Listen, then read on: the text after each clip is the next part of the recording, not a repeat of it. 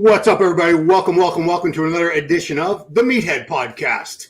Joining me today are I'm going to go clockwise. Just turned 52 years old, Garrett Downing. It's actually Big Mike Cox, but he's been blessing us with these little, I don't know, what would you call those? Kind of throwbacks? History lessons. Flashback, history lessons. Yeah. Going the other way, now we got Baidi Farl of the Fit Nation podcast. And wait. Yeah. I'm sorry. Garrett is 52. He looks younger than me. Yeah, well, it's actually Mike Cox. Black on the crack, bro. Black on the crack. I'm sorry. Big Mike. I think Garrett. Big Mike. And last but not least, the only one of us who has stood on the Mr. Olympia stage and placed top 10, Justin Compton. Justin, I want to show you a picture that came up on my Facebook memories today. Okay. Can you see it? Oh shit, that was that Junior Nationals? No, this was 2013 Olympia. Holy shit. Oh, that was a 13 Olympia. Okay. So that was you were probably about 400, 500 pounds right there.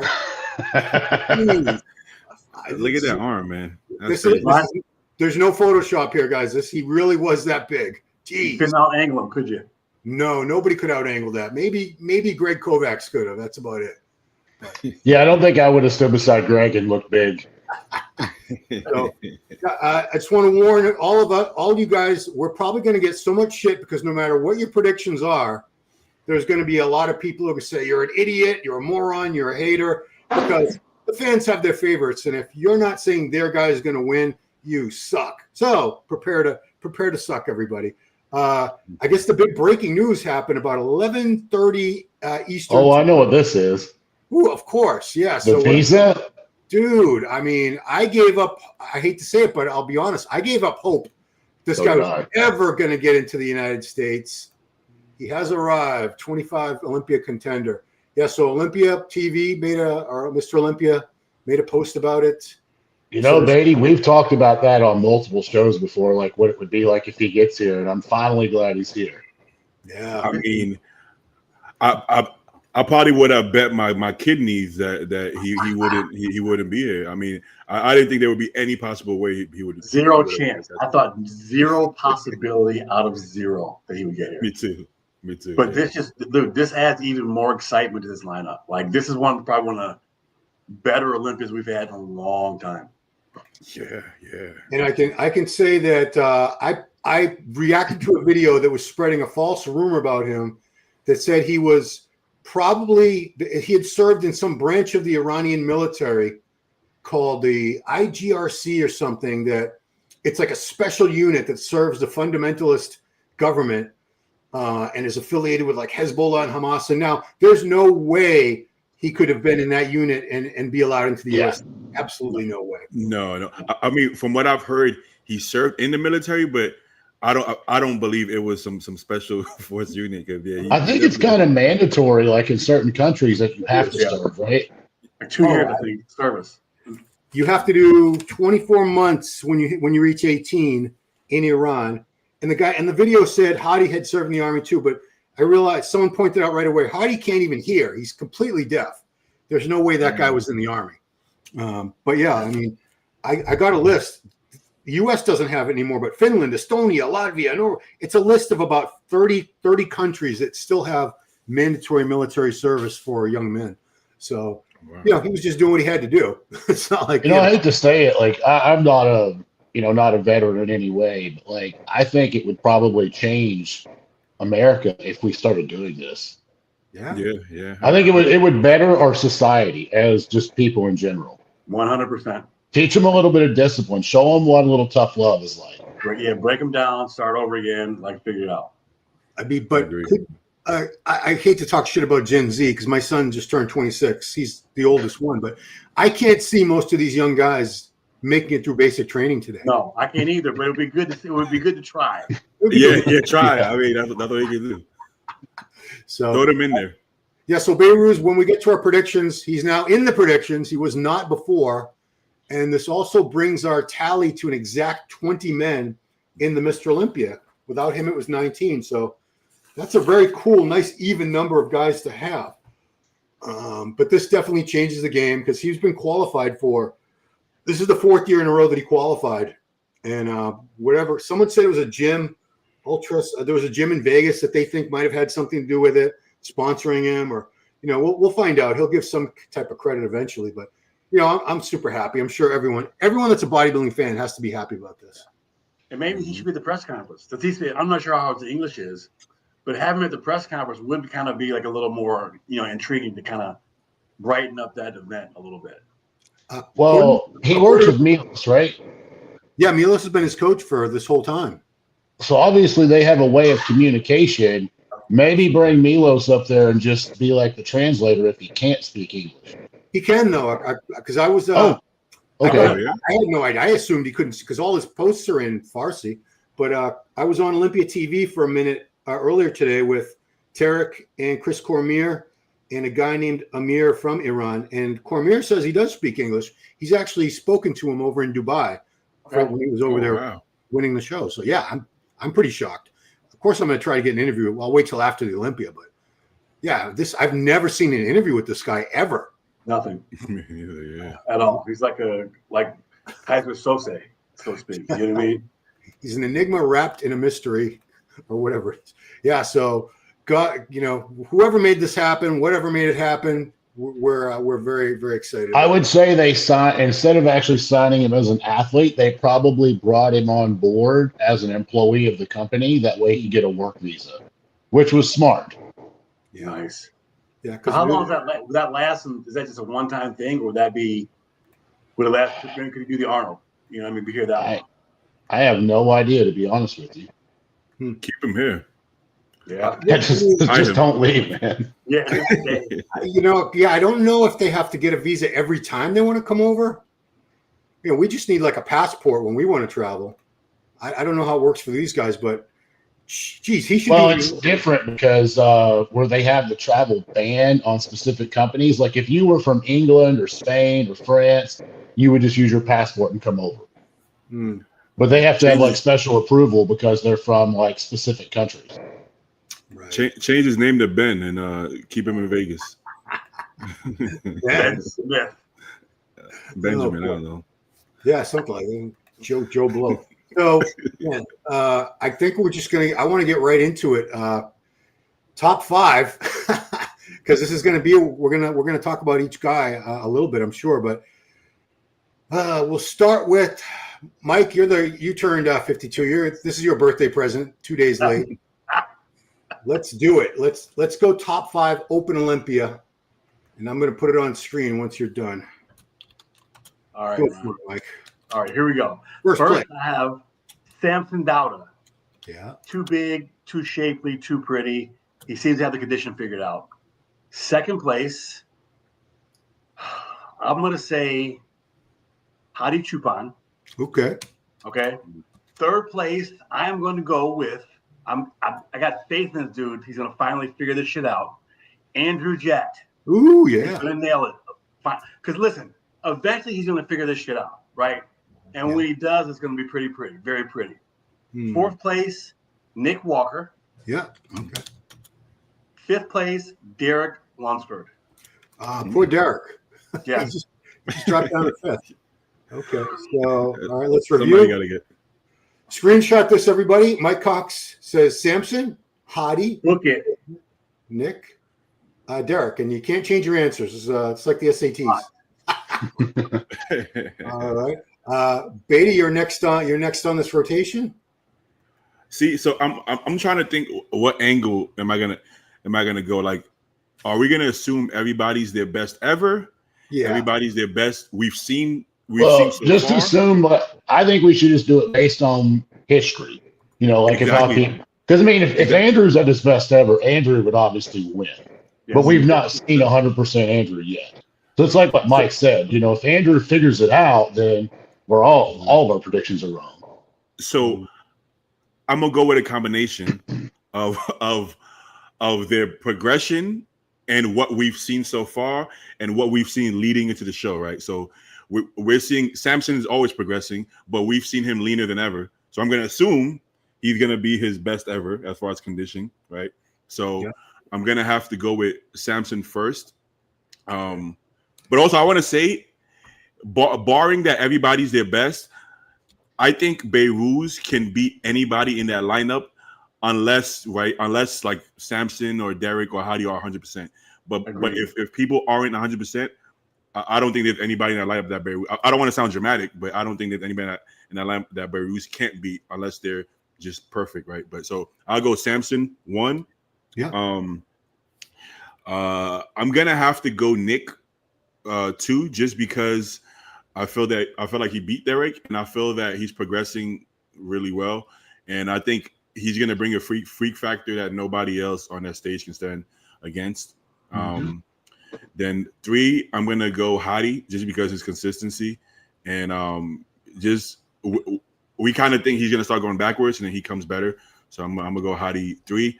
I'm gonna go Derek 4th.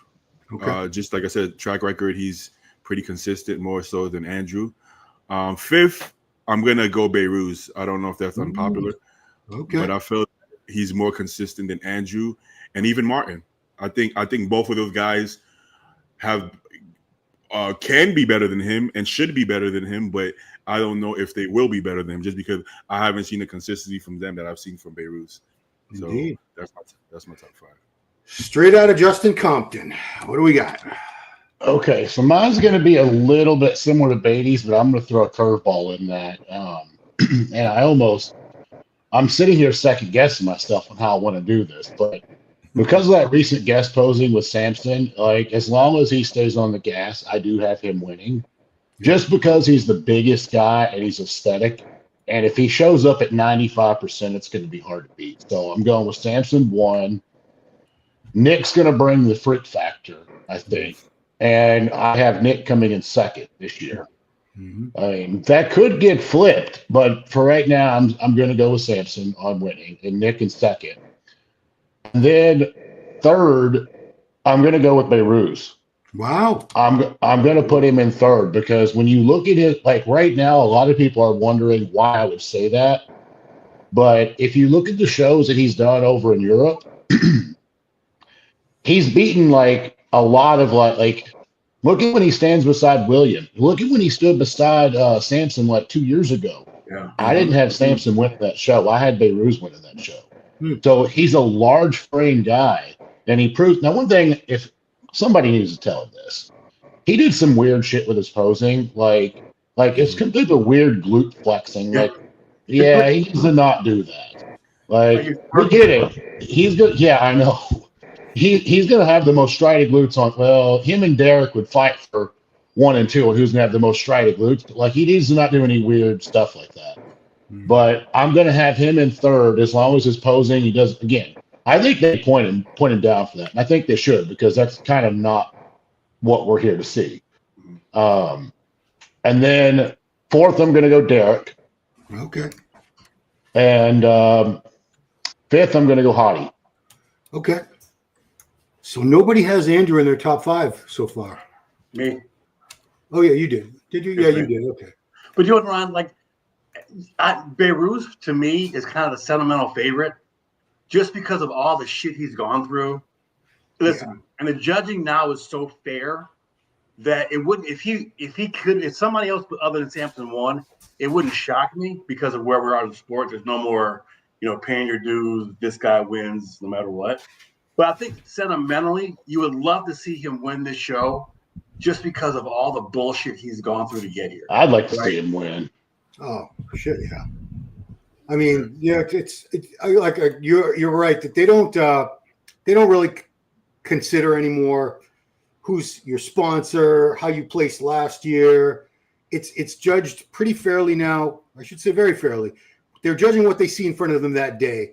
So someone not only that, like I think we all agree that like we were all around in bodybuilding when historically we've had a dominant Mr. Olympia.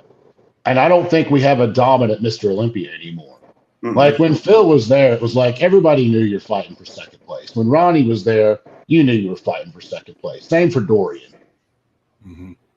But like we don't have anyone that's just like, holy shit, no one can touch this guy. Like Samson has shown some inconsistencies in his conditioning So there's a chance he could fall. I mean, Samson could go as low as third or fourth if he's not on the money. Oh, absolutely. Nothing. There's no guarantees anymore. I mean, me and Mike are the oldest, so we remember when guys like Dorian, Ronnie, Lee Haney, they came in off, and they did not deserve. Even you guys even remember Jay that year. There was a couple of Dorian wins he shouldn't have got. 100%. So it's not like that anymore. I did a video that the title has changed hands. We've had 7 different Mr. Olympias in the last 8 years. Yeah. And the only guy in that time, since Phil would be the last one of the 7 years, 2017, only Rami has won it more than once. So it's up for grabs. And that's, as a fan, I mean, every fan has to appreciate that, because anyone who lived through the Lee Haney years, the Dorian years, the Ronnie years, the Phil Heath years, after a couple years, after say 3-4 years, like, all right, that's good. What else we got? Who else we got? Time for something. That's because, again, Ron, we talked about this before, because a lot of those guys that would have been dominant are in a classic physique, right? Like it stole a lot of bodybuilding talent. But like Justin said, there's no Phil Heath, there's nobody that we'll probably see in our lifetime that's going to win 8 Olympias. Like, we're at 8. Listen, somebody wins 8, we'll be close to 70. Hopefully, if we even get it, right? But like that 8-time Olympia guy, he may just be being born, right? So it's just, but it makes it so much more exciting, because, like I said, Samson, if Samson's not 100%, they have no problem putting him in 3rd or 4th place at all, right? So it makes the sport more exciting, because, with Phil, it's like, I wonder how Kai's going to do. Who's going to be second? Kai, Dexter, you know what I mean? Who's going to be second, third, or fourth? With this, it's like, I cannot wait to buy that pay-per-view to see who wins the show. Yeah. It's like before 2018 and before, if you asked like a bunch of people to predict the top 10, everybody would be off by maybe 1 or 2 people max. Now we could be off by about 5-6 people. We have no idea who's going to be top 10. Besides that top 4, we don't really know what's going to happen. Even the top 4, technically, we think we know, but I mean, if anybody's off, I mean, I could see Martin slipping in there. I mean, I didn't see Martin finishing 4th last year, and he just well deserved on his part. Mm-hmm. But he was pushing Derek pose for pose, and that was he was your reigning Mr. Olympia too. Yeah. I thought Martin beat Derek. I got to be honest with you. I think he could have placed ahead of him, and I don't think anybody would have complained. Martin's the wild card. I mean, I saw Martin in Texas maybe like 2 months ago, and I think I saw him earlier in the year, and he wasn't as big, but he's looking large right now. So like, I would not underestimate him. I actually have Martin in 6th as of right now. I mean, and again, if somebody's off, he can slip right in there, because, like I said, I thought he did beat Derek Saturday night of last year. Like, I thought he was. And I think Martin's rather consistent. He got knocked a little bit in Prague. People saying, Chris almost beat him. Well, that wasn't anywhere near Martin's best. Like, he was off by a long shot. And if you don't know the story, then, and most people don't, he didn't really talk about it. I mean, he won the show. He didn't have a reason to make up an excuse. But like, there was a couple of things that went wrong, and it costed him conditioning, and he still won the show. So I'm sure that's not going to happen again. Didn't he tear a hamstring while he was posing on the first day? Yeah, there was a few other issues, but he tore the hamstring. I mean, that's enough of an issue right there. What else do you need to pile on top of that? I think I just seen it happen in that transition. It looked like he fumbled. His face. Ooh. Yeah, it like he fumbled a little bit. Yeah. But he tore it right where it like inserts at the glute too. Like, not a fun area to like think about. Not only can you not flex your hamstring, you can't flex your glute properly either. Oof. And your mind's gonna start racing and stress the hell out. You know what I mean? I can only imagine. Oh, plus he was up. There's not enough benzos in the world to calm me down from that. Yeah. he was also competing against someone a lot of people consider to be a god, Chris Bumstead. Yeah. I mean, the pressure of that, because Bumstead had 30 million fans rooting for him that most of them have no eye for bodybuilding physiques. No. But they know they love Chris. And I will say this. I think we'd all agree that was not anywhere near Chris's best version either. No. I think what he Hani could be. That was one of the only times I'll say I think Hani dropped the ball because Chris coming in heavier was not the best move because we've seen Chris a lot sharper. I think if Chris could have replicated his Olympia conditioning because Martin had a few mishaps, I think Chris might have got that nod. Yeah, they loved it, dude. Like it's fun. Even it's like he could have came in with one leg and they still thought he should have won, right? Like Martin was up against a lot more than just Chris Bumstead the physique. It was like that Chris Bumstead aura, right? When you have the entire world rooting for you, you know what I mean? So you do feel like the underdog. So, but listen, Martin busts his ass in the gym. Him and Brett bust their ass like daily. So I have no doubt he'll be a lot better than he was in Pittsburgh too. So if any of those guys are off, Mark can just as easily sit right back into that top 4, top 5. I gotta agree with Justin. I don't think I heard anybody say that, but I think people think when they go to open, they have to be heavier in order to win. When the truth is that his strength would have been even more of a strength against Martin being off if he was, I mean, maybe a little bit fuller, but not full to the point that he lost some condition. I think that would have gave him even more of a nod next to Martin being a little. Yeah, you could see his conditioning from the back was not as hard as it was at the Olympia. I mean, like I see people comparing like what Urs did, a few weeks ago to what Chris did, and I'm like, there's a big difference because Chris didn't have an off season, while as I think when Urs left the Olympia last year, he knew he was going to the Open. Yeah. Like I think that was a planned move. You don't accidentally gain 30 pounds of muscle over your stage weight. Like for fuck's sakes, I don't know anybody that accidentally gains muscle. Period. So 30 pounds. He planned on that. So if you gave Chris an actual off season and allowed him to grow, Chris would arguably be in the top 3 in these predictions. Yeah. But Urs always, even when he makes weight, he still has an off season, which maybe doesn't help him in Classic. But Chris never had the off season in Classic. Like he completely fucks off. Whereas Urs, even when he was making weight, he would still like bulk up and come down. Whereas Chris, he would downsize, right? If anything. Yeah. So they're the huge. Even if Urs didn't know, he always had off seasons anyway. So he was losing muscle where Chris never even tried to put on muscle to begin with.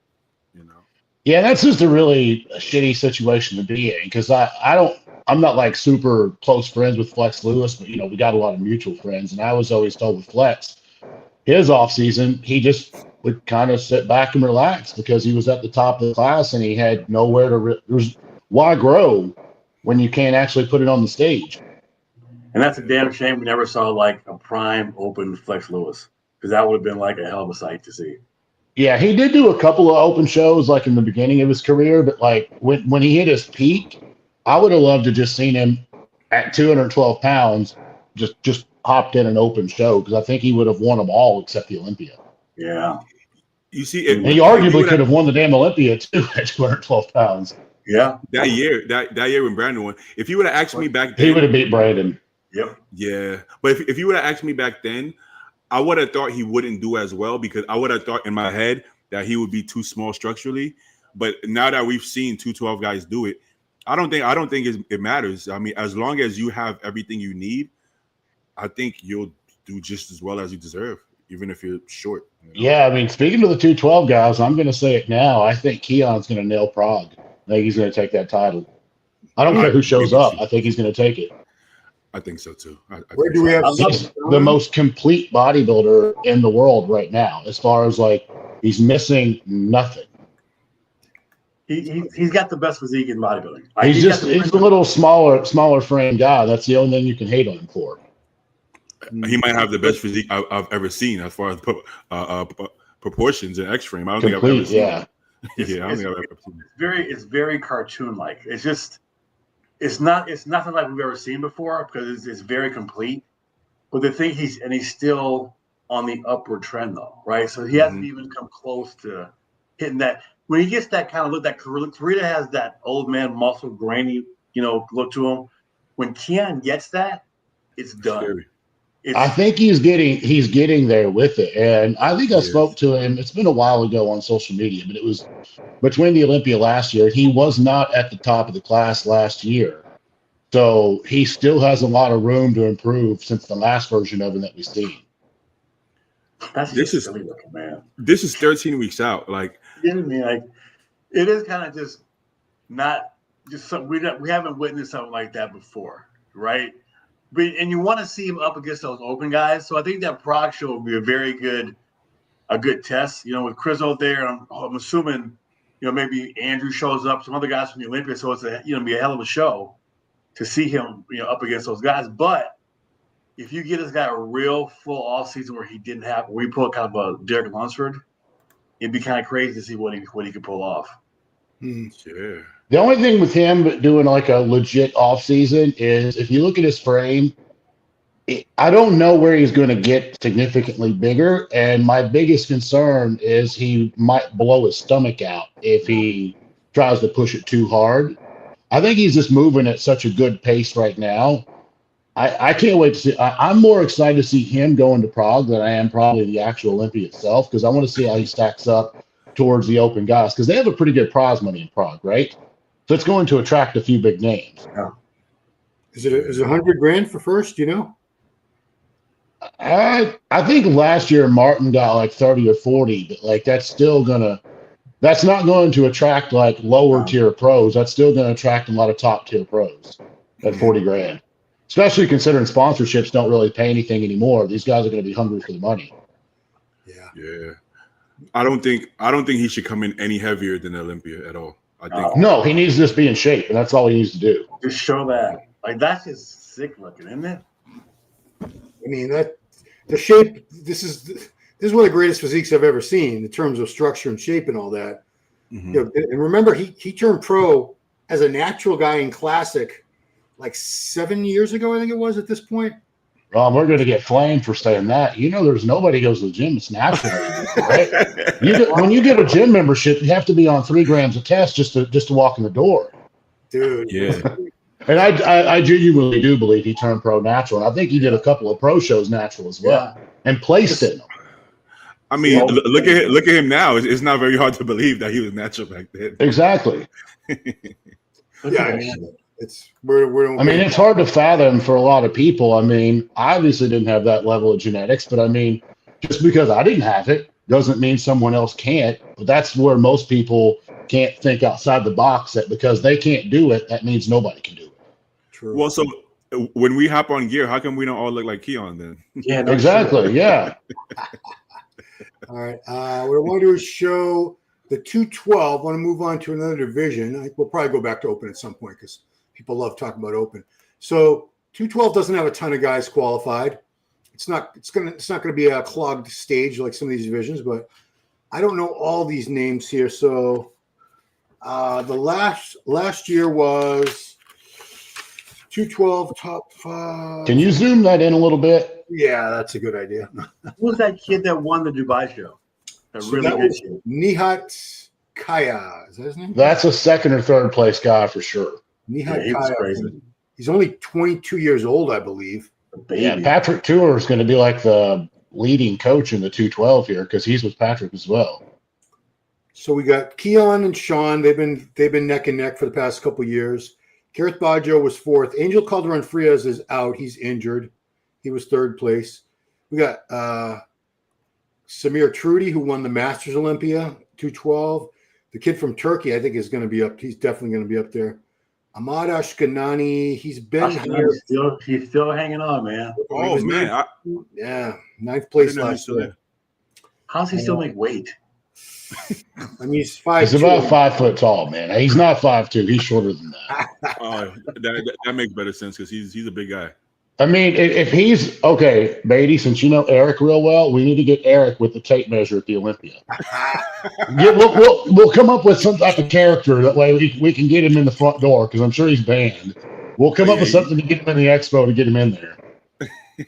I don't care what they weigh. I just want to tell people they're like, I could walk up to Ahmad, and if I just look straight on, my chin will clear the top of his head, and I'm 5'8". I'm not picking on him. I'm just saying it is what it is. I mean, I got Clarita to admit he's 5'1". He's been, but you know, we're all getting shorter. I was 5'8.25" many years ago. I'm down to 5'7.5" now. But this kid, Mihai, 22 years old. Jeez. I had him in second place. Yeah. Because this was the Dubai show in July. At the Olympia last year, he was a lot smaller than this. So he's growing like a weed, as somebody that age should be anyway. He was, what did he do last year? He was in the Olympia last year. I can't recall where he placed. But yeah. I don't think he was. I think he lost to Angel last year in the qualifying show. That's right. There was no point system last year.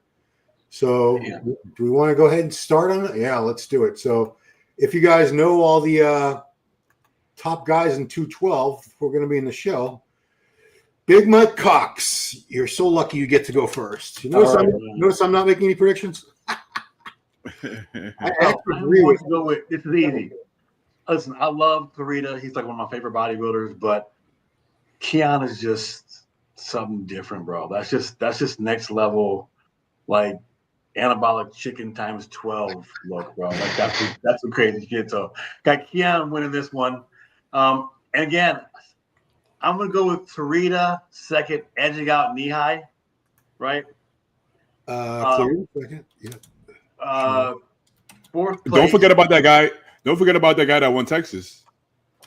He was in my list. Yeah, what's his name? Because some people I don't know, man, but he won Tampa and Texas both.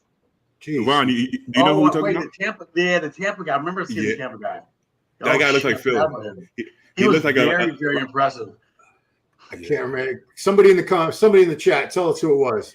Okay, Jose? So, is it Jose? Could be. That guy looks like a 5-foot Phil Heath, man. If you look at the list, I'll go to the list real quick. Tell me if you recognize any of the names. Okay. So, do you recognize his name here anywhere? Lucas. Oh, Lucas Quell. Was it Lucas Quell? Yeah, it's Lucas. Yep. No. Or Francisco. I don't think it's Lucas. Oh yeah, you might be right. Yeah, because he was from Brazil.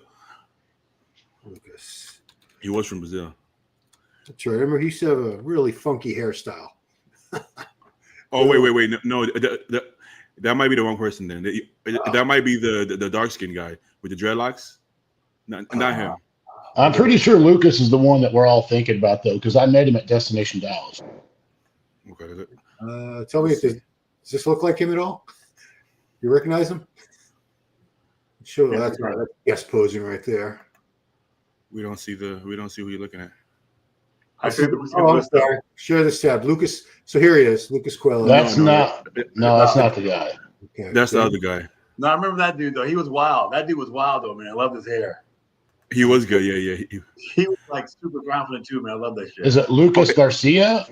Oh, yeah, it might be Lucas Garcia because he's from Brazil. Right. Yeah, let's try that.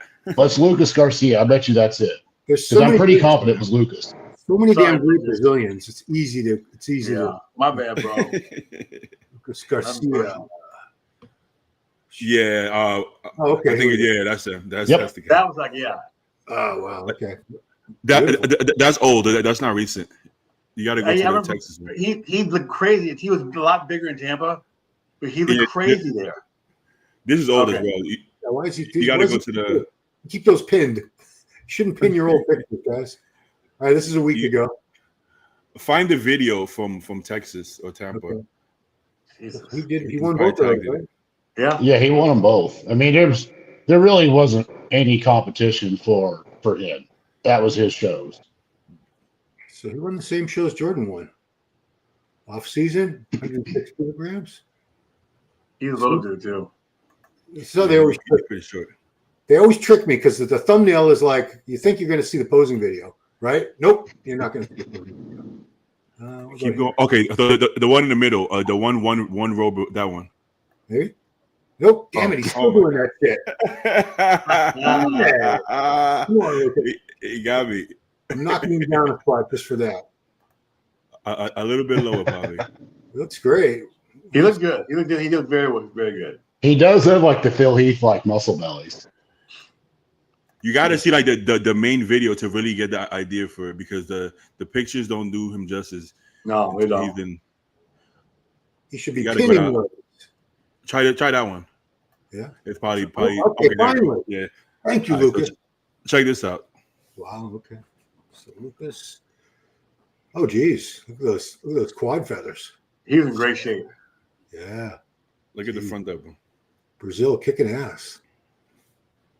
Yes. Yes. It's hard to think that someone can beat that. And what's crazy is like I personally have him in 4th. And it's just insane that we got 3 other guys that I think is going to beat him. That's what makes it exciting this year. He just doesn't have a lot of room on his body, right? He had a lot of tissue, a lot of dense tissue, but there's not a lot of space on his body really compared to the he's a very small frame guy. Exactly. He looks pretty short. Yeah, he's very short. He walked past me in Tampa, and I'm like tall, and I'm not a giant, bro. You know what I mean? He's a little dude. Wow, did you see those feathers in between there, the Sartorius? Yeah. Really? Yeah. Jeez, that was pretty sick. Okay. Yeah. Well, Mike, you okay, that's gonna change a few things. All right. Okay, So you had Keon, Sean, and Nihat. That was your top 3 in the 212 so far. let's put Lucas in 4th. Okay. And 5th, I'm going with Kirith Baggio, coming off a great look at Texas. I figure he'll like bring that a little bit tighter for the Olympia. And Kirith has been knocking that door in that top 5 for years and years, man. So on I love he's a good dude too. So Absolutely. that's it. Book it. Book it. That's good. That's a good lineup. Put him up there for a second. Yeah, he did. I think he was 6th in Texas, right? Yeah, very good. He has a really good showing in Texas for the Open. And I think he didn't even. I think it came out later that he still weighed. He was still under the 212 limit. Yeah, he didn't Smart. gain some weight. That's very smart. He didn't play size in Texas. He knew like if he wasn't in shape, it wouldn't end so well. But like he was pretty. Like I was very impressed with him in Texas. Yeah, you might I have just to go unfortunately can't see him. I can't see him getting past those other 4 guys. It's gonna be rough. Yeah. And it's insane to see a guy like that's going to end up in 5th place at the Olympia. Like that's again, I think this was going to be a great year. Yeah, it's a very good 212 lineup too. People always say, "Oh, the 212 isn't that competitive," but yeah, it actually is. I think if I was a judge, I think you got your work cut out for you more in the 212 than you do the Open. Oh yeah, being able to pick these guys apart because they have to make weight, they get in shape. You know, we can just about guarantee at least 30% of the Open. 30% of those guys are not going to be at their peak. No, happens every year. The 10-day out pictures are not what we're going to see on stage. You know what I mean? Like those last 48 hours, somebody's going to go flat, and plus two, they go on so late that you know they're not going to be at their best as if they went on at noon, like 12 o'clock sharp, open man. Yeah, boom. I don't know why they do that. They got a lot of heat for that last year, right? Yeah, it's just they need to do like any other show. Have them at like 10 to 12 o'clock, in the morning, afternoon, and then I think it should be a one-day event personally. But if you want to do 2 days, that's fine. Then have finals tomorrow, like late afternoon, early evening, not. Like when I did finals, I think I didn't get out of the building until like 10:45, 11 o'clock. Like, come on, it's ridiculous. People will still buy the show no matter what time it is. You know what I mean? As a competitor, overseas, they listen. It's 1 o'clock in the morning over here in Florida. So imagine overseas, they can't even watch the damn show because of the time. And that just sucks. I take nap. I'm planning my naps for the next weekend, so I'm rested for the show. I'm not going to. There's a lot of things that I think as a competitor myself, or former competitor myself, and as a fan spectator, I think we'd all agree on this. At the big shows, they always have, like they'll let everybody do their routines and stuff, and they're like, well, we need to bring out a special award for so and so. Then we need to acknowledge this person. They waste like well over an hour to an hour and a half of doing. Like when I was backstage at the Olympia, I was just like, fuck it, give me last place. I just want to go home. I don't even care no more. It was like people that I've never even heard of are getting special awards. True. Like it's not about them. Like I hate to say it, but like even in like Tampa, Kevin Levrone got like a 20-minute speech. And I'm like, look, Kevin's great. He was one of my favorites. Kevin, this ain't about you, man. Your time has came and gone. This is about the current crop of guys. They need to get on stage. We need to be highlighting them. I was getting antsy. I love LeBron. It was great to hear, but it was long. Like, it was really long. But He drug it out. Kevin can talk. We know this. Yes. So, all right, Baidi, you are up. Top 5, 212 division, Olympia. I'm gonna go Queon. That's a good name. I'm gonna go Keon Yeah. by quite a distance, actually. I think he's pretty far ahead. Second, I'm gonna go Nihat. Okay, wow. Sean looked really good though at Prague because he filled out after Jansen kind of flattened him out quite a bit, lost some tissue, but he filled out quite a bit. So I'm gonna go Sean third. Yeah. And then I'm gonna go Lucas fourth. I want to put Lucas third, but I don't think I could put him ahead of. I mean, he could be Clarita, but I'm gonna give him another year to do that. Okay. So him fourth. Yeah. Then fifth, I'm gonna go Karif, which is crazy because like we just said, Karif looks amazing. He should be like a top 3 guy, but he just have a lot of really good guys. You know. I mean, I have 15 guys in my Mr. Olympia top 10. So exactly. So hard. It's hard. This is predicting stuff, and none of us are going to get this 100% right on all 3 divisions. There's just no way. No. I think we'll be a lot closer here on the 212s. Yeah, I agree. Oh, the crap, dude.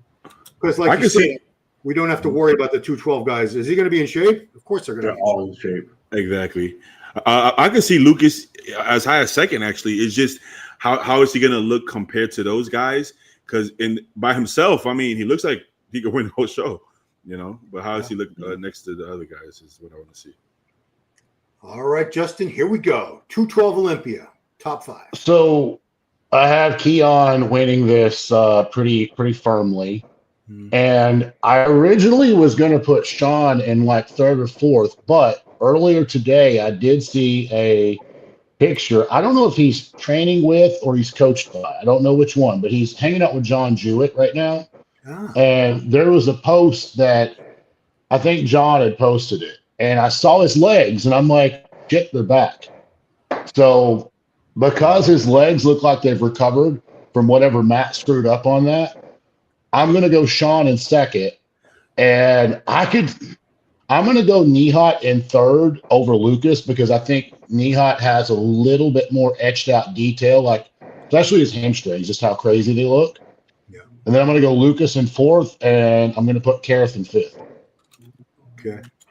Yeah. Lucas is hard, but he's not separated, right? It's not like a lot of separation. It's like hard graininess. He's granite. He was so hard though. He gets rock hard condition, and he's got like that bubbly to his chest and shoulder look to him. That it might be on Sean's page what you're looking for. It may have been Sean tagged John. I followed them both, so I don't know who posted it. It wasn't a clear, like there you go. It wasn't a clear on shot, but you can see his legs have a lot of thickness back in them. Wow. Yeah. I mean, the quads are popping. He's just a freak, dude, man. Like Karina. Dude, he went from like 118 pounds to this. Yeah, I turned pro with him. He was like, I think he was like 135, 138. Dude, that's you could have never imagined this is what Sean Karina would have turned into. No, I didn't. Like when I went back and reviewed the pictures, like as a heavyweight, I knew a bantamweight wasn't going to beat me at nationals. So I didn't even look over at him at that time. And when I went back and reviewed the pictures, I was like, man, that guy pound for pound has all of us beat. And I remember saying the exact words, and I obviously had to swallow these words. I said his career began and also ended all in the same night because he turns pro. Do what? He said that several times. That someone told me, "Congratulations, your career is over." So I think it was you that he was referring to. He never told me who it was that said that. Well, like I never said it to Sean. I was like talking to my friends and family. I was like, that guy's fucking good. I was like, I just can't see a bantamweight ever making it that far. And I'm happy that he did because I mean, look where he's at now. I just didn't expect it. And damn, he was he definitely earned his name, the Giant Killer. Sean must have heard you. He must have overheard you. Yeah, I just remember looking at that physique and I was like, there's so much muscle on that little frame that I never expected he would put on another 50 plus pounds to it. Nobody did. Yeah. Nobody No. No. And I think Sean turned, and I don't know this, never heard Sean really mention anything about PEDs, but I know he was a natural pro and like a WNBF. I think he was natural when he turned pro at nationals too. He was. I mean, it's hard to put on 50 pounds of muscle just by all the internet idiots saying up the dose or he had a GH or whatever. Yeah, it don't work like that. He busted ass. Yeah, he busted. Listen, he's what 42 now, I think. Yeah, maybe 42. more. I think he's Something 40. like that. And he still busts ass, lives his lifestyle 24/7. So God bless him, man. And he's incredibly strong too. If you ever watched him lift, Yeah.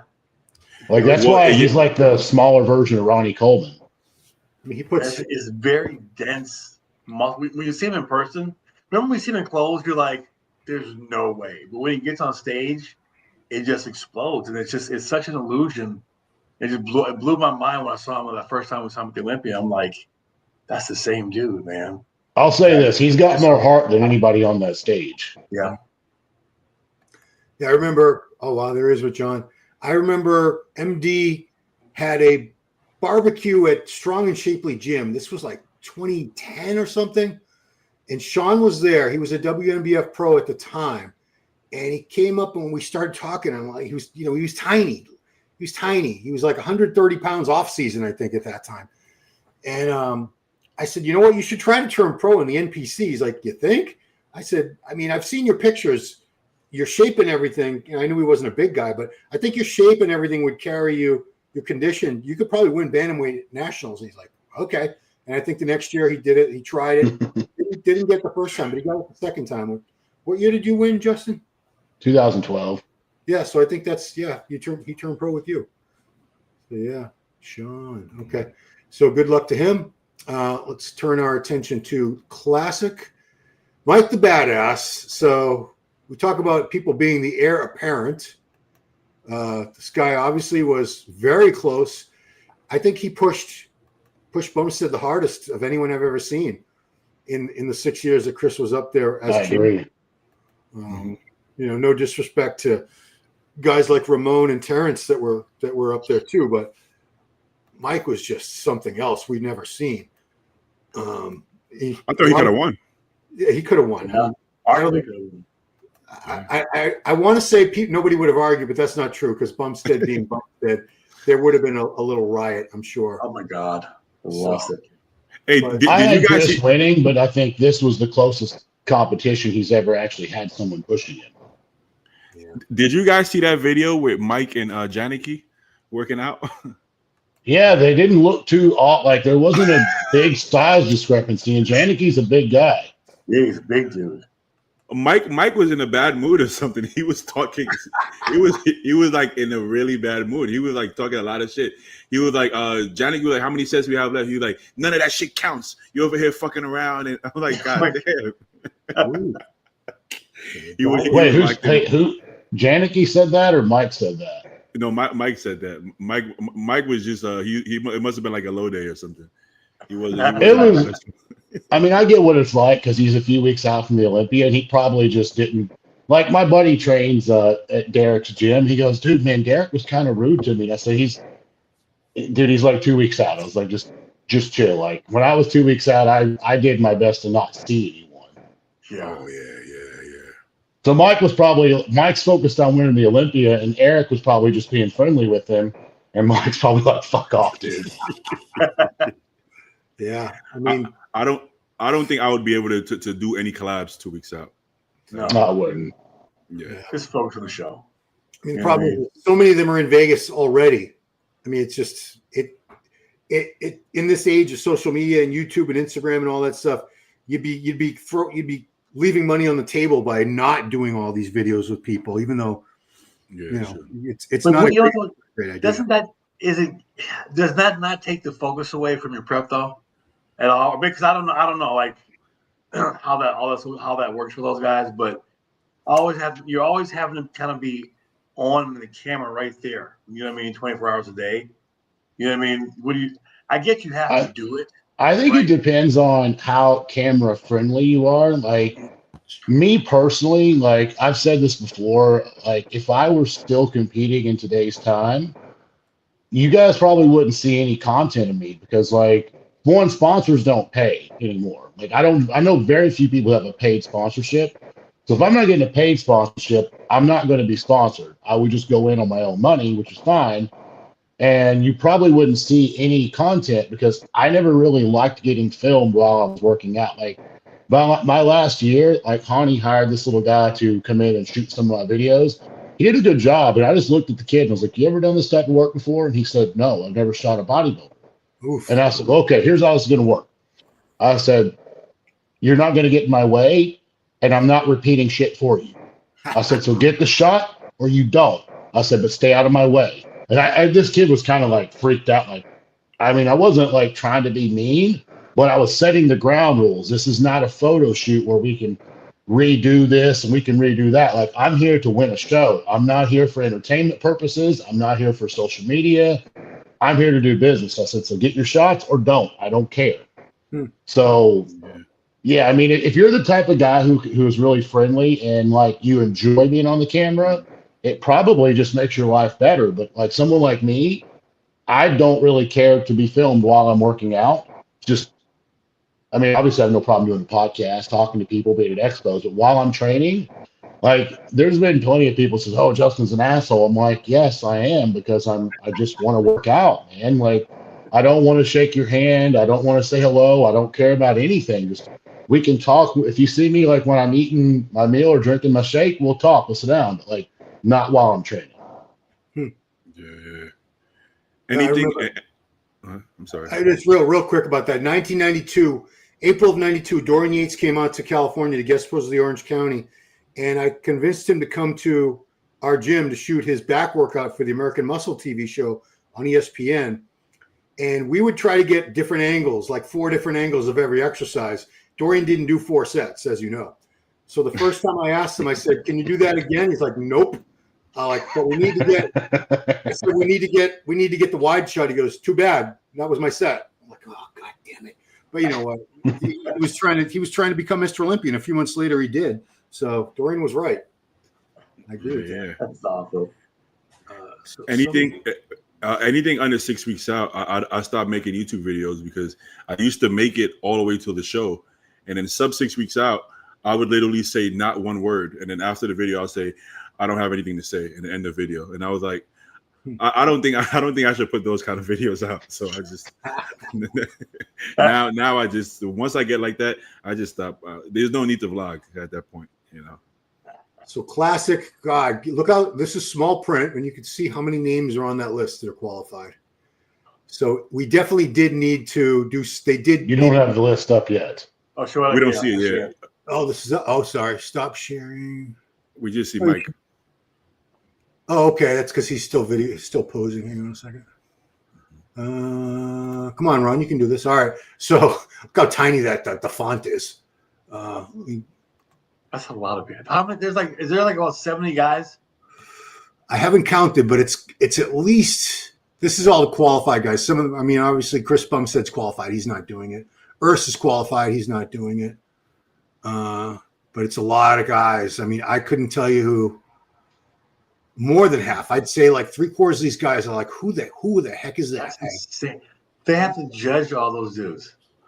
Yeah, and the crowd's gonna have to sit there and watch all 60 or 70 of these guys get fairly assessed by the judges because they earned their way there. It's going to be harder after this from moving forward for them to do it. But I mean, seeing this, it should, right? Like that's a lot.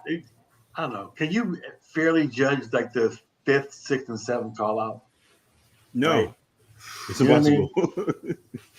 Yeah, let's say there's 60 guys. and you do 6 guys per call out, someone's gonna be in the 10th call out. There's Right. going to be a lot of people that's overlooked. I mean, realistically, they just need to pick their top 15 and tell everybody else thanks for coming.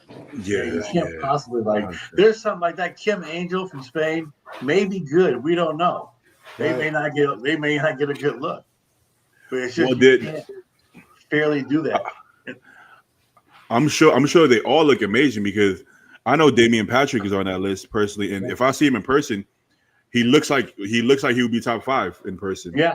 But I'm sure they all look like that in person. There's probably a lot of guys that look like that, like top 5 guys that probably look amazing. Because classic guys, for one, those guys do get peeled, and they do have that pretty shape. They look beautiful on stage, right? And so you're gonna see some dudes that with any other show would be phenomenal, but here it's just like, damn, bro, what we can do about it. I mean, I think this is the hardest top 5 to pick, even harder than the Open, because we know the established guys. Bumstead's gone, but so last year second was Mike Sommerfeld, third was Urs. He's gone too. So there's 2 guys from last year's top 5 no one has to worry about anymore. Ramon is looking really good. Ramon Dino. Yeah. Breon, he's still up there. He's sure. What about Breon? Of course, he's been up there so long we all forget about him. The kid from Spain, Jose Manuel Munoz, he's damn good. DeBoul is still damn good. Wesley's gone. He's not doing it this year. But you got guys like Matt Grego, of course, Ruffin, who won the Pittsburgh earlier this year, and he's been second at the Olympia twice. One of those top guys when you overlooked. Logan, I mean, he's on the. Logan didn't do well last year. He was 12th last year, I believe. Is that right? Yeah, he was 13th last year, but he's definitely going to be better than 13th this year. He gave a good fight to Sommerfeld at the Arnold. He really did. He looked insane at the Arnold. He was shredded at the inside out, like almost perfect condition at the Arnold. He was also like he can look a little more lanky. Yeah, and I'm just not a fan of his shape. Like that to me, that's just not classic. To me, like Ruffin is classic. That's a classic. He's the definition of classic. That's when you think of that. That's what you think of Ruffin and Francis Linfato. Those are 2 classic guys. So for me, I think Ruffin, if you're going to judge by the standards, that's first place. Like Mike's pictures look awesome, but it's not what we're going to see on stage because he's got to shrink down so much. Like those 8 weeks out where he looks like a 212 Olympia champion is not the end result, right? So the physique we see here at the Arnold Classic isn't the off-season look.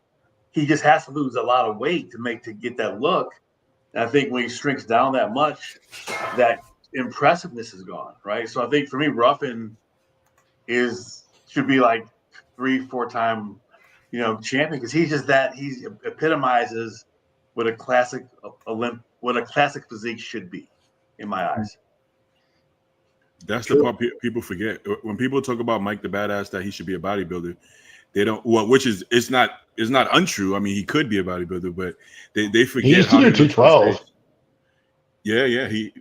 But they forget how he looks when he's on stage. It's very different from how he looks in those pictures. That's just nutty looking right there. That's just a beautiful look, and he's bigger. He's not as small, so he's got a little more size to him, which really help his look out. Do you guys think Sommerfeld might jump into Prague as an open guy too? He'll be downsized. Is that enough time to fill back out? I don't think. I mean, if I was him, I'd have to weigh this out and ask myself, can I beat Keon? And I don't think he can beat Keon, so therefore, I don't think he should do Prague. I think that would just be like my perspective on it. Yeah. I definitely think there's going to be more people that jump into Prague. I don't think Mike is going to be one of them. I think possibly Ramon. Because I think Urs might do it because I mean he's admitted that they reached out to him. Obviously, they reached out to him. So if Urs does it, I think Ramon might do it. But you think some of these guys don't compete because maybe it'll hurt their social media? Like if Summerfeld did it and he got smoked, like would his fans be like, "Oh my God, you suck," or just chalk it up to where I'm just not good enough yet? So like it just I don't know, like because everything now is such a secret, or you can't tell someone when you're competing now, and it's I don't know. You wonder how much social media has an influence on these guys, the decisions which shows to do as far as winning and losing. I'm sure it gets in their head a little bit. I don't think he wouldn't get smoked. I don't think he'd win Summerfeld. No, not up against Keon and Crizzo, and we have no idea. There might be a ton of guys from Olympia might just jump into that. We don't know. I'm sure Martin's going to come back to he's the defending champ on that. Yeah, I think it would only hurt his social media if he did get like maybe outside the first call out or something. Yeah. Which I don't think it would happen. I mean, it's possible though. So that is it is a potential fear, I guess. Yeah, I mean, I hate to be a Summerfeld hater, but to me, that's classic physique, Mr. Olympia, right there. And the posing routine is going to be like top notch. Like you're not going to miss that. Like when he poses, no, he's the best poser in the world right now by far. Mm-hmm. Like you just sit up in your because it's not the greatest now. So when he comes out, he reminds you of those old school like Durham and like Melbourne. Yep. But he just flows so well. And he kind of has a mixture between like the 80s along with Melvin Anthony as well. Yeah. And the transition poses are just ridiculous. How every part of that. Like he's very, very skilled at his craft on that. Yeah. And you kind of wish like guest posing was a big thing now because you'd hire this guy every weekend to come on and guest pose for you. Just to see that. Logan is really good too, but Logan is more like more 70s and 80s, whereas Terrence is like across the board. Like Terrence is every fucking generation. Like everything combined in one. Yeah, and you kind of wish there was a best poser award just to reward this dude some more cash, right? But they need to start bringing that back. Like even if it's like a $5,000 or $10,000 award at the Olympia level, you can't do that at the other shows because that's like almost as much as the actual winner award. But if they were to bring that back, you're going to see a lot of these guys put more effort into it. Yeah. I mean, to be fair, I never put a lot of effort into my routine because why did I need to? Yeah. Well, you weren't going to get rewarded in any way for it. Some people might say that was a great routine. That's about it. Yeah. But it was like a $10,000 award at the Arnold. The Arnold had it a few times. Yeah. Yeah, Melvin and Kai was the two that I think that 2008. This is 2008 Melvin Anthony. That may have arguably been the most entertaining but yet graceful routine I've ever seen. Because he starts like this and then he kind of spices it up to like fast movements. Mm-hmm. Just the way he done that was just unbelievable. It seemed natural, like so natural for him though. Like it wasn't like rehearsed or like practice. That's just kind of shit just like flows. Correct me if I'm wrong. I'm not saying he is. I'm not saying he wasn't. But guys that can move like that, was he a stripper in the past? I just got to ask. Might have been. Maybe. I think he had to be a fucking stripper to be able to do that. That is so good. Matt Grego, who's a training partner of Derek Lunsford, is another one I think a very, very likely top 5 guy. I have him in my top 5. He's very big in person. He's a big kid. He's about 6 foot, right? I would say that's pretty accurate. Close to that. He's in that range. It's hard. That's somebody who can do open for sure. Yes, I've said that before on other shows. He absolutely can go to open anytime he wants. He has the frame and the structure to hold that much muscle. He's got a fresh look to him because he's not all like tore up. He's got a very fresh look to his physique, very clean look to him, and he gets super conditioned with a good amount of fullness too for a classic guy. Mm-hmm. Hard to imagine he makes the weight. He looks like there's no way he's on the weight cap. He looks big. Look at that. I mean, that's another 20 pounds. That's an open guy, a good open guy. I would love to see it. Yeah. So he's hoping he gets a good look at the Olympia. Yeah. But he won Detroit, so he should get. I think they know who they're looking for, right off the bat. So he'll get a good look. We can't leave Ramon out. Ramon's been second place. He's Arnold Classic champ. Supposedly he's more serious now about his training and everything than he's been in a very long time. Fan favorite, obviously. Brazil loves their athletes. These are super. Oh God! If Ramon don't win, they'll go nuts again. They I don't always see anything negative about him at all, Ron. He's awesome. We love Ramondino. What do you guys think went wrong for him the last few years, as far as him not placing as well? I don't know. He just wasn't as conditioned, in my opinion, versus when he got second place. Yeah, but he has to make weight. So at some point he has to be peeled. So like something has to go wrong, right? For him to make weight, because he's lean, he's pretty lean in the offseason. So I would imagine he makes weight, he's shredded. So it's like it almost looks like to me like he lost like his pop, and for some reason that fullness is making him look softer, if that makes sense. Yeah, hear me out on this for a second. You know, like if you're shredded, but you go really, really flat and the muscle's not pressing against the skin, you almost look like you're less conditioned. So theoretically, he could have gained more muscle, and he was over the weight cap, and he diuretic himself into the weight cap, and then just was never able to recover from that. I mean, that's just a possibility. He's pulling shit out of thin air. I think that's exactly what happened. That's what it looks like, honestly. Because I can't imagine he got smaller, and I can't imagine that he just completely slipped so bad that, like, you know, he missed it by 15 pounds of what he should look like. There was something wrong in the peak. The last few days is where it screwed up. That looks like, you know, you guys know better than me, but that looks like diuretics right there. He just flattened the fuck out. 100% is what that looks like to me. Yeah. How close is he to the weight cap? Is he close at all? He was struggling to make weight his first couple years. Remember, he had to go stretch out and get taller and all, and that was like his first. that was like his first two years. That's a real thing, guys. We're not making this up. They do that. Oh, yeah, a lot of guys use inversion tables. I would be 7'2" if that worked, bro. Listen to me. Guys grow their hair. I have one. It didn't make me any taller. I tried and tried. Didn't work.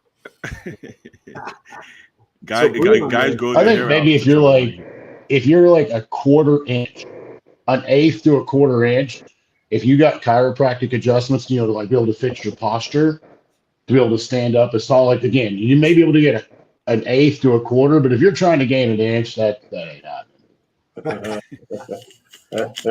We're all like slightly taller when we wake up in the morning. So they like to have the weigh-ins early in the morning if possible. The heighting and weigh-in. But now they do that thing where I think they get their height permanently and they don't have to do the height thing anymore. They need to do that. That would make perfect sense. Yes. Right. They have done it. Okay, so I literally heard somebody say that they did it for him. So like it seems like they offer it, right, or something, right? But I don't know what the rules are. It seems like they offer it to people, but not everybody takes it, I guess. I don't know. Just take everybody's height, put it in a database. That's it. Problem solved. It's not that hard. They use muscle wear anyways for judging. So yeah. So it would not be difficult at all.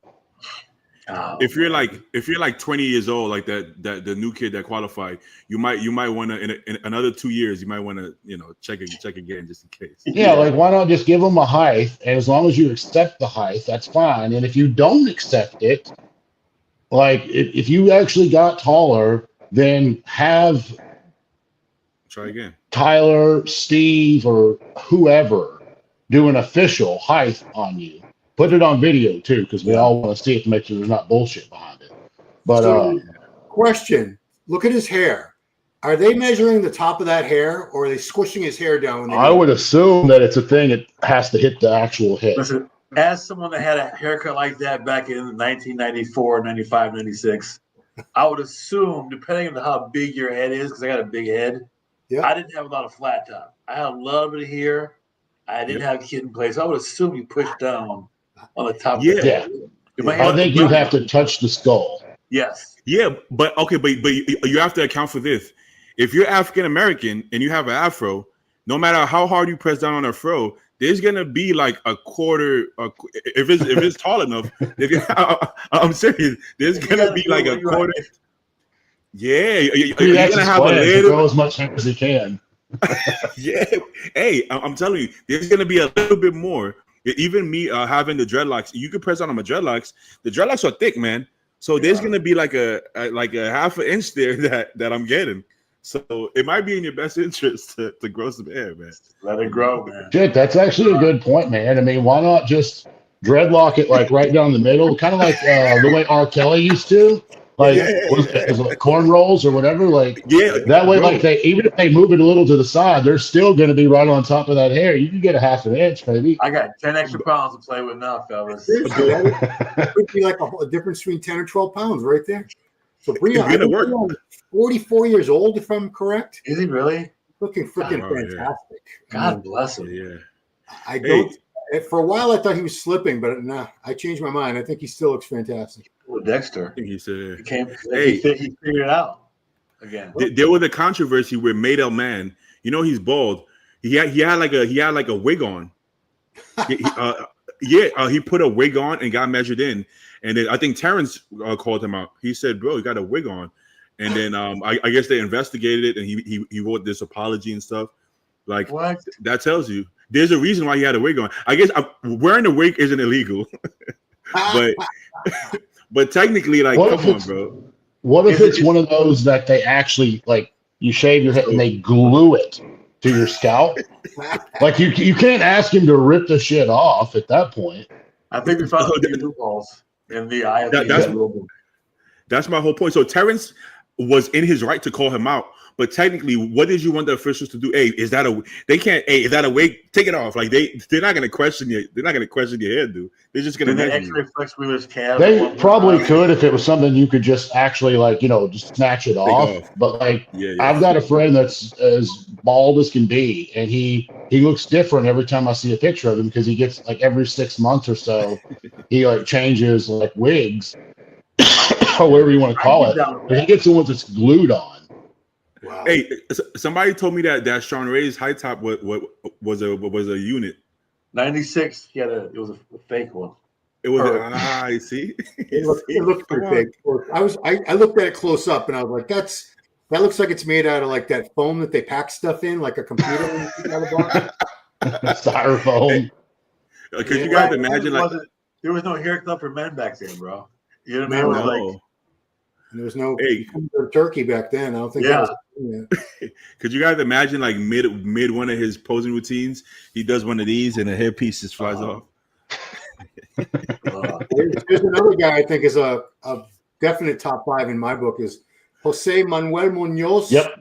23 He's in my top 5. Yeah, he was 6th place last year, and had just turned 23, or I think he'll still be 23 at the time of this Olympia. But the conditioning on this kid is just ridiculous, from the back especially.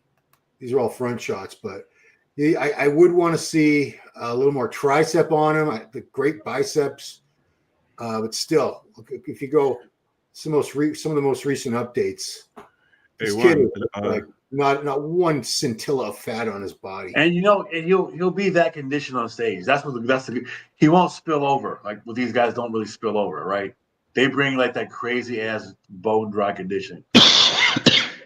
You know how guys look more shredded on Instagram in good lighting? This guy looks more shredded on stage than he does here. He's very peeled. Yeah. He's actually more, it's insane, But to Ron's point, I think his arms, like Urs, I think his arms would look bigger if he wasn't fucking 1% body fat. Yeah. Like nasty right there, dude. Yeah, I mean you can't get more dug out in the glutes and the hams than that. That's about as lean as a human being gets. And his lower lats are feathered as well. Yeah. That's something you don't see too much in today's time. No. Look at that. I would argue he might be too peeled. If he can make weight, he might benefit coming in a little bit fuller in the arms. But that's probably why he does it though. I'd say he's at the top of the weight class if I had to guess. Look at that back. Because he was bodybuilding, wasn't he? His first year, rookie year. Was it? He got like top. He got like top 5 at some bodybuilding show, and he was like 20, 21, 22. Yeah. And then he So switched that's over. another one. So anyone else we need to look at before we make our final predictions? I think that's most of the top guys. Grego Cumbernero, Fabian Mayer. I mean, it's a stacked lineup. There's a ton of It's guys. a lot of guys. It's a lot of good guys. All right, so let's go to it, guys. Let's get to it. So here we go. Big Mike Cox, our third and final division of the evening, is classic physique. No It's a tough wellness. one. But let's hear. Let's give it a shot. Here we go. All right. Your new classic physique champion is Terrence Ruffin. Yes. Rough Yes. Diesel. Good job, Terrence. Second place, I am going with Ramon Dino. Okay. Third, Mike the Badass. Okay. Drop down. Okay. Fourth, Jose. Who was that last guy we looked at? Well, they call him Jose Manuel. Jose Jose. Ma. Yeah. Fourth place. Yep. And fifth place, I am going to put in there Breon Ann's going to sneak back into the top 5. Okay. He's never been out of the top 5. Exactly. Yeah. In all these years. He won't be still in top 5. He was in the very first Classic Physique Olympia in 2016 when Danny Hester won. He was 5th place that year, I think so. Yeah, he's never been out of the top 5 in the 9 years they've had this, or just the 10th year. That's consistency. I mean, This to is be the 10th. honest, It'll be the 10th. to be honest, that first Olympia, he should have been higher than 4th. Yeah. Oh, there goes your pit bull. No, that's mine. Oh, is that yours? Yeah. Yeah, he's raising hell in the other room. Hey, do you? Mine is right here. He's So hanging out. Hey, Three out of the 4 of us have pit bulls. say hi, Juice. Look at him. Mine's locked. I can't have him in here bothering me. So, all right, Baidi, you are up, sir. Classic Physique Olympia. Oh wait, now, did you forget about Logan, Mike, or you don't have him in your No, I don't run. I don't think Logan's going to make top. I don't think Logan will be in top 5. It's a lot of guys, man. It's a lot. It's a lot of dudes, and I don't think. For me, listen, I'm not a fan of his physique. To me, I said this in the group chat, is more like a Michael Phelps type look to me. Michael Phelps. Right? It's not a flow. It doesn't flow like Ruffin or you know what I mean. It doesn't appear. That's not class. It's just not. If he could take some of his legs and put it in his upper body, he would be, right? Yes, right. His legs are phenomenal. The condition is great, but it's not a classic physique. I think when he's up against guys with better shape, it's not. It's gonna expose him a little bit. Yeah, he's Michael right. Phelps as well. All right, so I'm going to ask you to move because the logo is covering your beautiful face. So either go to the right. I can't take away the logo, or else people are going to say, "I don't know what podcast this is." There you go. My bad. Yeah. There we go. Nice. All right. nice. So Mike has Rough Diesel, Ramondino, Mike the Badass. Everyone's got nicknames. Josema and Breon is the Black Swan. He's got a nickname too. Baidi. Let's go, Baidi. I'm gonna start with Mike because the judges show that they like his physique, right? Not to say I don't like his physique. I would say my preference is a little more Terrence, but the judges kind of prove that, no matter how heavily muscled he is, like they still consider him for that title. So I'm gonna put him in first. Yeah. I'm gonna put and also I don't like calling him Mike the Badass. I feel like he should change that. I think he should change. Yeah, I'm just gonna call it Mike. I'm never gonna refer to someone as a nickname like that. I think he got to change that one. How does a German guy even get that nickname? I don't know. Okay, I can't call Chris Bumstead. I don't call him C-Bum. I call him Chris. Me too. Yeah, I don't call him C-Bum. No, because we're not 25 years old. That's why. But I have Terrence in second. Yeah. I got Ramon, Hamon. They don't pronounce R's in Brazil, right? Hamon and I think his actually is Ramon. Yeah, they don't. Hamon would be with a J. Like if you look at the word Ricardo, it's Ricardo. I mean, yeah. Hamon means ham in Spanish. I know that. No, because in Spanish, the R's are J's. Oh wait, No, right? Yeah, no. the R's is, the H's are J's. Yeah, like Jose. Juan. Yeah. But then in Brazil, the R's become H's in Brazil. It's a strange Portuguese. language. I wish I spoke Portuguese, but no. All right, so you got All right. Mike Sommerfeld, Terrence Ruffin, Ramon Rocha Quieros. That's his real name. That's Ramondino. I'm gonna have Josema and Is that fourth now? Yeah, you got Jose in fourth. Yep. And then in fifth, I'm gonna have to go with Michael Phelps. Logan, okay. So Breon got knocked out of the top 5 for the first time ever. Sorry, tough. Breon. I want him in He there. was no swimmer. All right. And the only Olympian among us, Compton. What do we got? I'm going to call Mike winning. I'm going to call it close between him and Terrence, but I'm going to go with Mike. Yeah. And third, I'm going to put Josema. And then fourth, I'm going to go Breon. And fifth, I'm going to throw a wild card in this because I like his physique, and that's Grego. Grego, yeah. Oh yeah, Grego. That's not crazy. Like I can see Grego beating Logan just because he's more complete top to bottom. Yeah. He is. I mean, somebody would put Grego in their top 5 because I like his physique a lot. Yeah. I forgot about that's that. a good one. I could see him and Breon battling back and forth. Right now, I'm going to go with Breon until Grego proves himself. And then Breon's obviously proved himself for a decade. So, Yeah. Breon comes to life on stage. Like when he's on stage, he looks so much more impressive than off stage. Whereas Grego actually looks very impressive off stage. He's almost more impressive off stage. You know, Breon's got great stage presence. He presents his physique very well on stage. Poses, and first of all these guys pose exceptionally well. Like the mandatory is phenomenal, but Breon really he hides his flaws very well and presents his body very well too. So, but he's like I said, he's consistent as shit, man. Like that's hard to do. Like to have a decade of. I'm not laughing. I will say this: the only thing with Breon, I think, that kind of holds me back on putting him higher is when he won it. I don't know if he's ever replicated that level of conditioning. It was like when he won in what 17 and 18? Is that right? I think so. And he struggled to make weight after that. He's one of those guys because he was supposed to go to 212. You remember? He started out in 212, didn't do very well.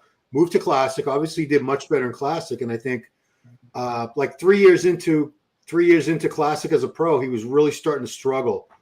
I remember he was training with Cormier over in Kuwait a few years ago, and he was having 0 carbs.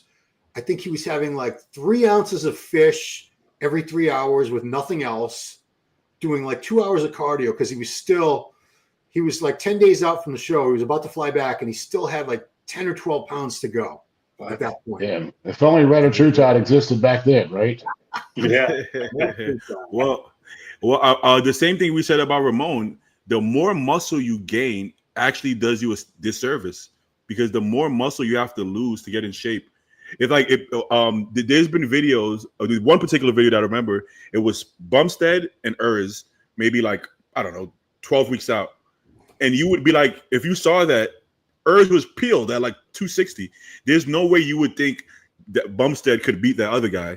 But on stage, none of that mattered because all that muscle you had to lose it anyways, and then Bumstead just gained the muscle back that he lost.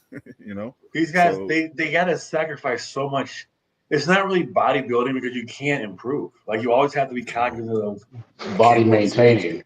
Yeah. Like, what's the point of like busting your ass all season, eating a ton of food, and going balls to the wall when you can't gain like 2 pounds of muscle because you got to diet it off? Like, it's just I don't know, man. Like, I don't they can't keep raising the weight cap because it'll be a different category. So you're kind of just stuck where you're at with some of these guys, and they got to just kind of like. I don't want to say man up because that's a wrong term. That I'm old. I'm 52, so I'm old school. But you got to just like man up and go to open, man. Just it's bodybuilding. You want to be with the best of the best. You got to go outside your comfort zone sometimes, right? Like what we would all give to stand on that open stage, and these guys have the opportunity. Just try it. So what? You may lose some followers, right? But you got to test yourself to see how good you are. Like you want to keep competing with me. Not mediocre guys, but if you're on that weight limit, fuck it, do it, man. Yeah, do you guys think Wesley's going open, or is he? Didn't he say he's going to stay Classic, Wesley? I thought he mentioned he like hinted about going open. I don't know if he actually confirmed it, but he definitely hinted around that. Yeah, but isn't he like 6'3"? Yeah, That's my thing with him is like I don't know if he's got the frame to like as tall as he is. When he stands next to a guy that's like 5'9", that's 250, Yeah. I think that's going to hurt him. Well, okay. Think about it like this: if Andrew is 6'2", and everybody's telling Andrew he needs more tissue, and Andrew competes at 300, right? If Wesley's taller than that, well, he's gonna have to be 320 on stage. You know, I think it would be too much. It would be too much. I think he would have to be a minimum 270, 280 to really make an impact in open. Jesus. That might be too small. I mean, just to get a look is what I'm saying. Like, I mean, he's not going to be Mr. Olympia 270, no. I mean, He kind of reminds me, Ron, I know you'll remember this. Mike, I bet you do too. Beatty, you may or may not. Do you remember when we just brought him up? When Greg Kovacs won the Canadian Nationals before he kind of screwed his physique up? Yeah. Does Wesley kind of remind you of that? Like just the way like he's structurally put together? Kind of a little funky, kind of put together before he like blew his whole body out. Yeah. I mean, I think they look kind of similar. Like, look at the face and like the hair and stuff. Yeah, big shoulders. Big Celtic ads now. It's funny that you bring that up because Kovacs actually looked pretty good at that show when he turned pro. Hey, look really good. And it was all downhill after that. When he did the Arnold a couple years later, that was like one of the worst. It was like 1 year it just went. I've never seen a physique decline so bad in 1 year. He looked in person, dude. He looked so uncomfortable sitting at the expo. Like it was just like he was just there. I've never seen a human being like that size before. He looked uncomfortable almost. Because you can't win. Because everybody tells you need more. You need to fill out your frame, and then when you try to, you completely ruin your physique, and then it's like, oh, well, that didn't work. You're stuck. You know what I mean? Exactly. Yeah, exactly. I don't think Wesley has his lack of leg development is because he's had to make a weight cap. I mean, he was tall. Yeah, everyone else has to make a weight cap, and nobody else. I can't think of anyone else whose legs are that lacking as far as big names in classic physique. I mean, Logan's tall, and he's probably has the biggest lower body up there. Yeah, so it can be done. That's why I don't know. People say, well, when Wesley goes open, his legs are going to be way bigger. I'm like, I don't know. Not necessarily. No, I just think that's one of his structurally weak points. Yeah. I mean, they might. What if the rest of his body grows faster and they look even worse? His arms are freaking enormous. He's got a Delt's chest. Arms are enormous on that guy.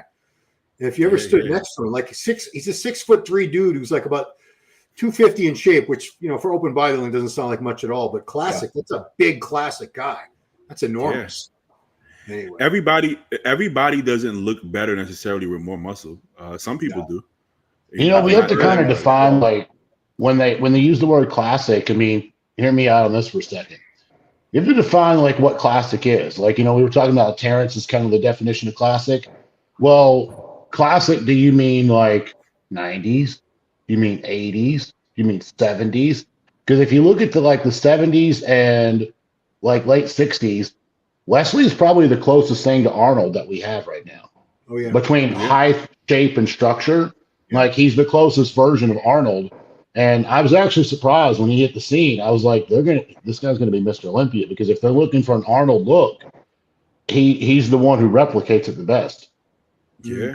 When you watch Pumping Iron, they weren't big legs. Like Serge Braden had big legs. That's what I'm saying. Like, you know, they had vacuums, which Wesley has that. He's got a good chest. He's got good arms. You know, he's got a pretty good back. And, you know, his legs are not terrible. They're just smaller than his upper body. Yeah. Like, again, I think he just mimics that, you know, tall bodybuilder Arnold look. Yeah. Mayor Bodybuilding. Oh, what's up, Dan? Mayor Bodybuilding TV. Does he have a channel now, too? Yes, he does. He has a YouTube channel. Oh, okay. Well, he never invited me on. You know, I remember him, and I also remember you, Mike, back on the forum boards. Oh, man, probably like 2005, 6, 7. Oh, dude, it's been 20 years. I remember you guys were on the boards. Dude, those were just the best times, bro. It was just like everybody was on there, like pros, amateurs, just AJ. Remember AJ? I thought AJ was like a 15-year-old kid in his basement. Some nerd, right? Yeah. I was like, he's full of shit. Then he shows up. He's like some 7 foot 6'8". Yeah, he's the big dude. Dude, what the fuck? Dude, those were good times, bro. Those were just like, it's just different now with the social media and the phones. You know what I mean? Everybody just kind of in their own little world. It's not the same kind of community that it used to be. You know what I mean? It's just, when you go to shows now, bro, everybody's on their phone now. At Tampa, dude, everybody was like this. The girl next to me literally was like this the whole show. So, I don't understand it. Like when I go to a show, like unless I have like obviously I have like my ringer on because I was at Tampa and I was coaching Joe. But if anybody texted me besides Paul and Joe, you weren't getting an answer back. Like I came to watch the damn show, not get text my friends later. Right. yeah, like it was insane. I don't need to take a selfie at the fucking show either. Like I paid $120, $150, whatever it was. I mean, it's not actually, cheap. Paul bought my ticket, but still, it's like, we paid the money to get in. I'm there to watch. I'm not there to like, be online. No, you're a fan. Like we went to all the classes this year just because I don't get to see bodybuilding shows that often. Like I just wanted to be a fan and smell the protein and just kind of, be in that environment again. But it's wild now, bro. It's Ron. It's just so different than even like 2020, 2021. It's the change is like it's evident. We're the old guys now, bro. We're like we're the old dudes at the shows that we used to see in the 90s. But we're so lucky. We're, especially, I don't know, Justin, you're not old enough to remember this, but I used to go to the Mr. Olympia, usually to work in the early years, and it was just the men. There were no other divisions. It was just the Mr. Olympia. Ms. Olympia was a different city like a month later. So Yeah, I don't remember it was a one-day show. Judging would start at noon. We'd be done by like 1:30, 2 at the latest. Go have something to eat, come back. Night show started at 7. You were done by like 9:30, and it was a great time. And you focused on Mr. Olympia and nothing else. You didn't have any other distractions. And nobody was on phone. There were no cell phones. No. There was no internet. So it was just pure bodybuilding immersion. I thank God I was there. Colin goes to Jim Venice for the results of the Mr. Olympia show, just to find out who won. Damn. Yeah. That's right. And nowadays, if you call Gold's Venice, they wouldn't even know the results. That's crazy. No, you guys know that story where Dorian walked in, right? Yeah. And they wanted to charge him. And he's like, "Yeah, I'm that guy on the wall over there. Like, you're not charging me." They would have they would have no idea who Dorian was. Like the people at the front desk, they wouldn't know.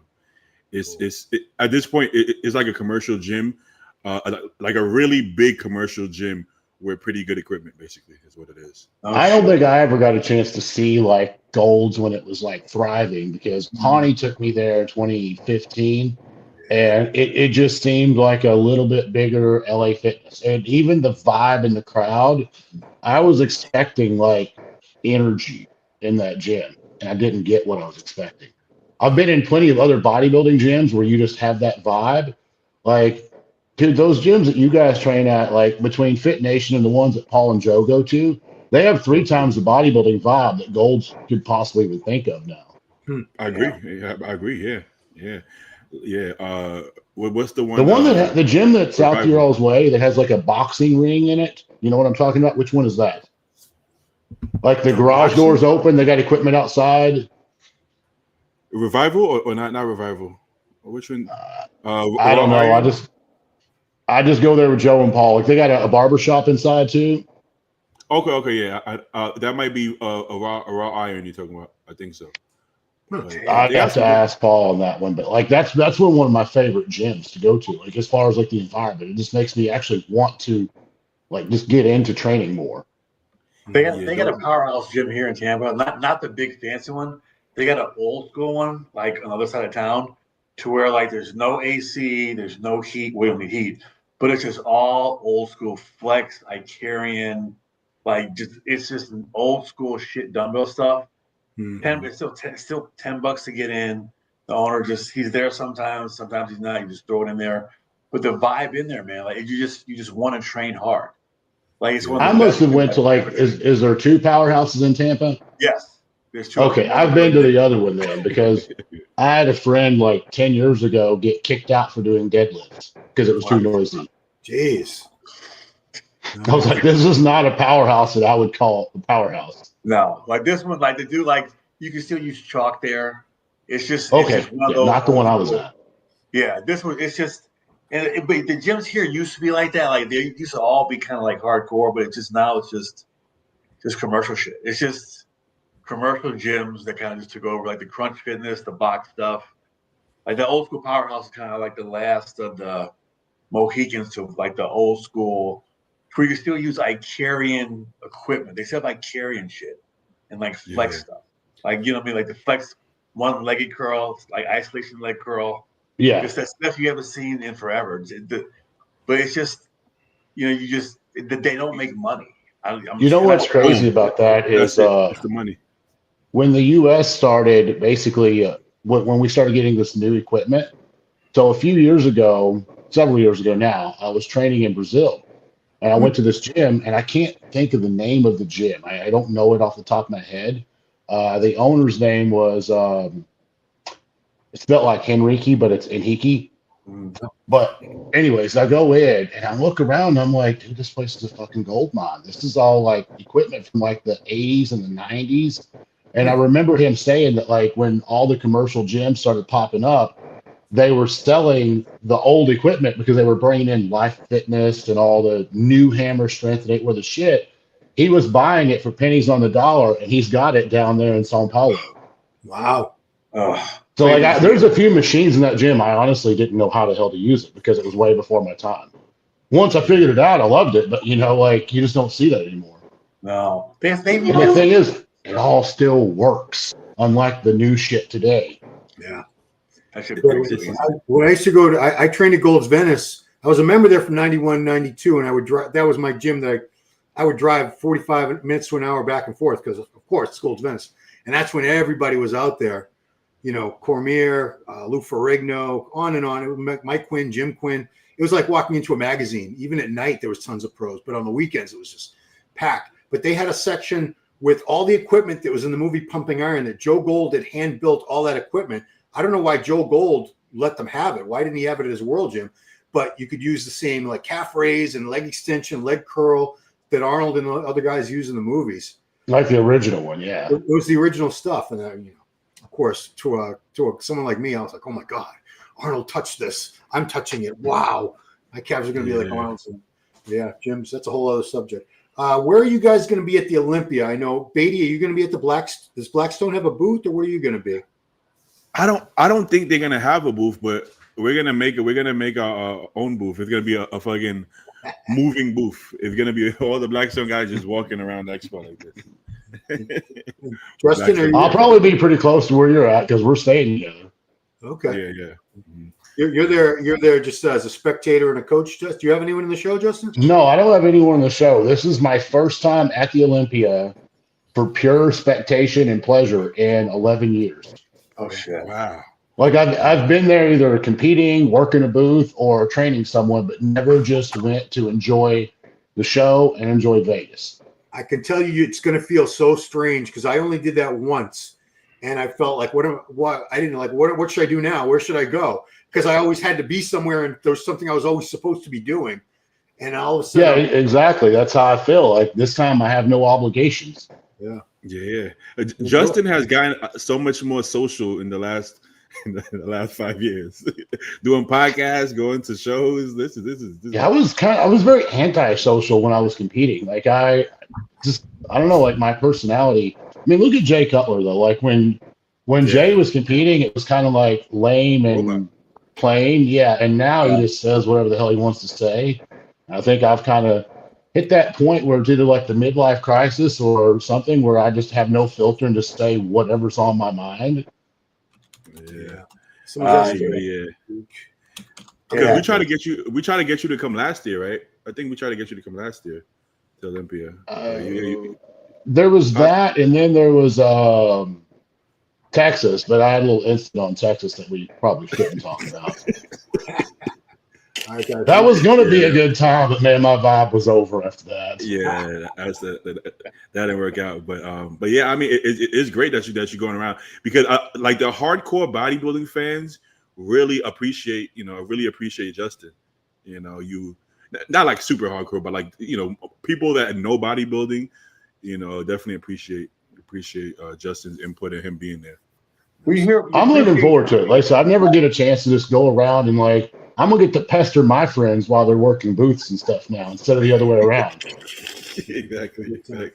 All right, guys, you've been very generous with your time. We've been going for almost 2 hours. Appreciate it so much. Next week you'll be gone, so it's going to be me and Mike, and God knows who else I'll be able to wrangle for that. We'll find out. But have an awesome time in Las Vegas, Justin and Beatty. Enjoy. We'll be. All right, man. Me and Mike will be watching from home, and we'll be there in spirit. So that's it. Thanks to you guys so much for doing this, and thanks for everybody who watched and commented in the chat. Didn't get to all your comments because there was several hundred of them, but very much appreciate you guys contributing in the way that you did. So that's it. Yeah, maybe I'll hop on like and it'll show up in the comment section, right? Yeah, absolutely. Yeah, maybe I'll hop on and just interact on that a little bit tomorrow or something once it's posted. I appreciate it. And also let you guys know, everyone who's watching us live, tomorrow I'm going to post an Olympia preview I did with Jay Cutler earlier today. Oh shit! Nice. Jay, just so you know, no predictions were made because he knows the guys today are very, very sensitive, and if you don't have them winning, they sulk and they get very upset. So he's right. Yeah, he is right. Definitely right. We've definitely pissed off the whole lineup probably right now because we can't put everybody in first place. Exactly. So everyone, whoever you want to win, God bless you. You're all. I'm glad that these pros have such passionate fans who support them so much and believe in them and want them to win. And I wish the best for everybody. May the best men in all divisions and women in those divisions, the best athletes win. Judging is going to go very fairly, I believe, and it's going to be a long night, but we're here for it. Me and Mike we'll probably have some espresso, or definitely won't be doing any edibles that night. So no edibles that night. No. I might. I'm straight super sober that night, Ron. I'll be out like a light by 11 o'clock if I do that. So that's it, guys. Appreciate you so much. And that was the Meathead Podcast. We will see you next time.